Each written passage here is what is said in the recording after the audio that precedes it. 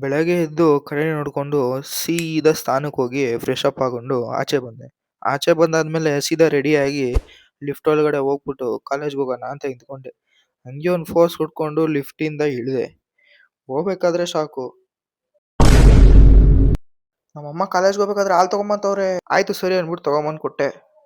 ಅದು ನಮ್ಮ ಮನೆ ಮೇಲೆ ಬಸ್ ಸ್ಟ್ಯಾಂಡ್ಗೆ ಹೋಗ್ಬೇಕಾದ್ರೆ ಬಾಯೆಲ್ಲ ನೀರು ಬಂದ್ಬಿಡುತ್ತಪ್ಪ. One eternity later. ಹಂಗೋ ಹಿಂಗೋ ಮಾಡಿ ಬಸ್ ಸ್ಟ್ಯಾಂಡಿಗೆ ಬಂದು ತಲುಪು ಬಸ್ ಹಿಡಿದು ಹಾಕ್ದೆ. ಅಕ್ಕನ ಅನ್ಕೊಂಡೆ 401 ಬಂತು, ಸೀದಾ ಹಾಕ್ದೆ. 401 ಹಾಕೊಂಡಿನಲ್ಲ, ಅದಕ್ಕೆ ದಾಸಹಳ್ಳಿಲೇ ಇಳ್ದೆ. ಕಾಲೇಜ್ ಹತ್ರ ಬಸ್ ಸ್ಟಾಪ್ ಹೋಗ್ಬೇಕಾದ್ರೆ ಒಳ್ಳೆ ಅವಮಾನ ಆಯ್ತು. ಬಸ್ ಸ್ಟಾಪ್ ಹೋಗ್ಬೇಕಾದ್ರೆ ಯಾರೋ ಅಮ್ಮ ಬಂದ್ಬಿಟ್ಟು ಮೈ ಮೇಲೆ ನೀರೇ ಹಾಕ್ಬಿಟ್ಲು. ನನ್ನ ಫ್ರೆಂಡ್ ಜೊತೆ ಸ್ನೇಹ ತಗೊಂಡು ಹೋದೆ.